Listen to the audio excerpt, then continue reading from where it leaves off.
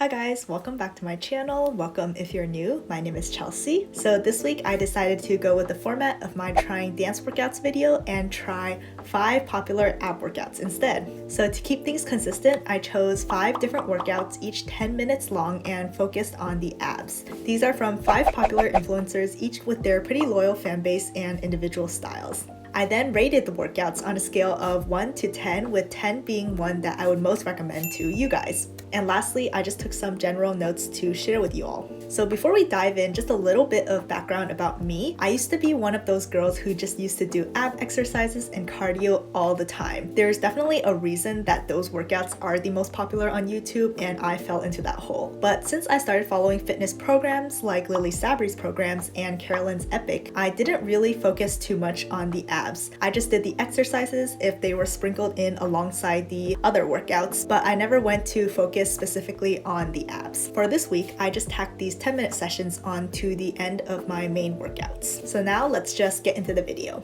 So my first workout is from Girvan, who came out with this 10-minute session right as I decided to start filming this video. First off, I just really appreciate her for putting in the title itself that you just can't get abs in 10 minutes and explaining in the description of why it's not realistic. I gave this a score of 7 out of 10 because I really didn't expect any less from Carolyn, even though this was actually easier in terms of overall effort compared to her usual workouts. But though the moves are quite standard, I think she really emphasized focusing on these muscles, on your breathing, and not on the number of reps. So prioritizing all of these things, as well as her non-clickbaity title, made this very motivating to me and one that I would recommend to all of you. Next, I went all the way to the other end of the fitness influencer spectrum and chose Daisy Keech. So I don't really keep up with many TikTok stars, but she blew up a lot during quarantine, especially with her workouts. So I chose this latest ab workout from her where she says to do it 3 times a week. And right off the bat, I was a bit skeptical because she said after I did this, I could see my abs in the mirror the next day. And I just don't think that's true for everyone. It kind of sets up this unrealistic expectation right at the beginning. And as I got into it, I felt my footage was becoming increasingly boring because I was pretty bored. It was pretty much the same exercises repeated again and again in a ladder rep format. And because I got so bored, I would give this a 3 out of 10. I felt like my workout buzz by the end was killed and I wasn't feeling it in my abs or just mentally because of all the repetitions. I'm also not sure how effective this would be to seeing your abs if you would just do this 3 times a week. But to be sure, I decided to pull up some research.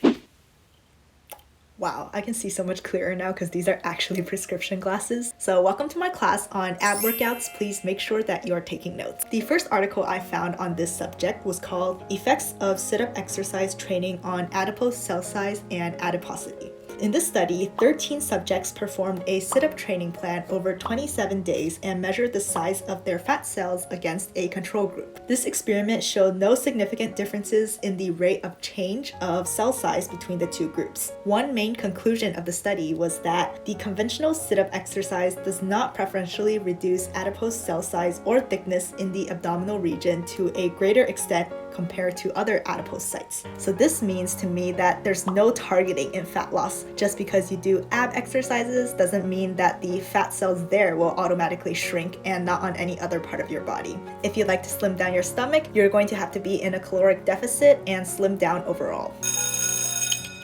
Next, let's move on to another influencer that has gained popularity over quarantine, which is Ting. Her most viewed ab workout got 340 million views, so I just had to try it out. As she paired 2 exercises back to back with a small break in between each pair, I did appreciate how similar the exercises were, but felt like the overall workout was very short. I didn't feel that much ab burn afterwards and actually more on the arms, but that might have been biased because I just did a Girvan arm workout beforehand. So overall, I give this a 5 out of 10. It's a very good middle ground to start. When you don't know which ab exercises you should be doing, I think you can pick and choose which ones are your favorites among the ones that she presented to incorporate into your regular routine. The glasses are back, and that means I have another Smart Boy article to cite. And this one is called Electromyographic Response of the Abdominal Musculature to Varying Abdominal Exercises. That was certainly a mouthful.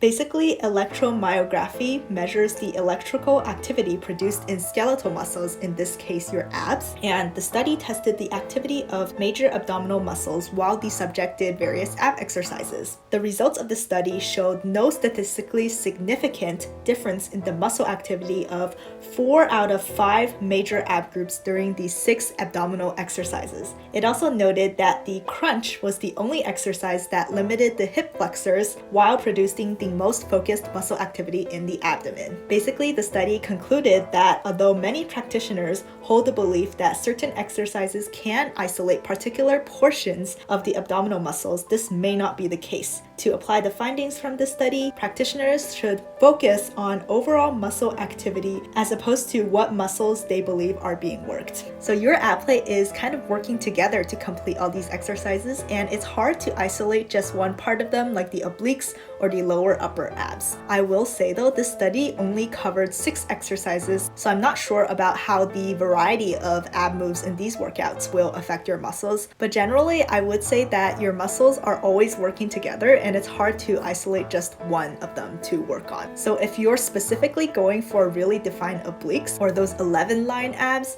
I think you have to work all of the muscles. Our second to last workout is from Pamela Reif, and I tested one of her most popular workouts with over 49 million views. I would rate this a 4 out of 10 as there were no breaks and my neck was getting increasingly tired. There were a lot of variations on similar exercises which made it feel a little bit repetitive, and as you can see by now, I don't like repetition, which is why I gave this a somewhat lower score.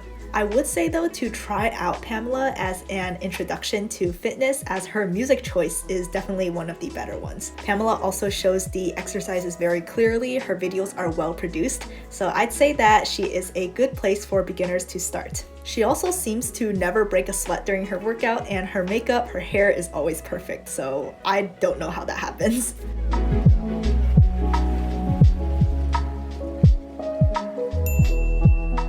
And lastly, we have Sami Clarke's most popular video, which is this 10-minute ab routine. She also does 20 exercises with no breaks, and I went into this having already done some exercises on Epic Heat Day 16. I would rate this a 6 out of 10 due to her music choice and the variety of exercises. Like Daisy Keech, I don't think Sami Clarke's content is solely focused on follow-along workouts, so I would say she's just a generally good YouTuber to follow if you like lifestyle and health type content. But for me, I think this workout is kind of like Chloe Ting's in that you can just pick and choose which exercises you enjoy the most and maybe skip out on those that hurt your neck. Overall, I did feel like this workout was a productive session. But notice how I mentioned feeling productive? Well, lastly, I'd just like to touch on the psychological effects of following home workouts. So I couldn't find any studies on the social media phenomenon of home workouts as we know them now, but I did find a pretty good article about the impact of aerobics exercise videos on the female body image called "Exercise Teaches You the Pleasure of Discipline: The Female Body in Jane Fonda's Aerobics Video." So although this focuses on Jane Fonda's videos in particular, which were popular in the 1980s,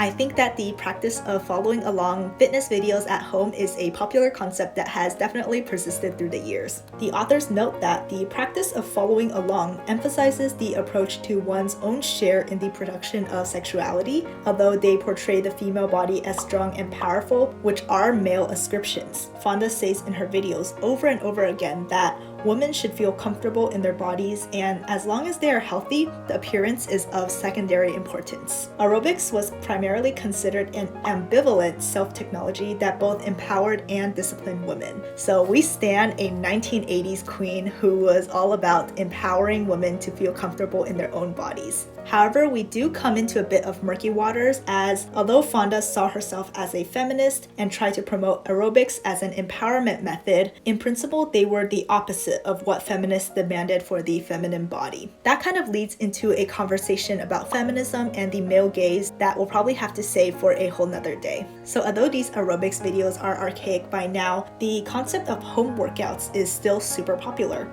There's definitely the question of how conventionally attractive people can and influence their audiences, especially as a fitness instructor. It's just interesting to think about how looks, angles, titles, all of that extra stuff all tie in to bring people into the content. But all in all, I had a really good time trying these workouts, and just to clarify, these opinions are on these particular videos themselves and not the influencers as a whole. All of these women are strong and beautiful, and everyone has a workout that will work for them.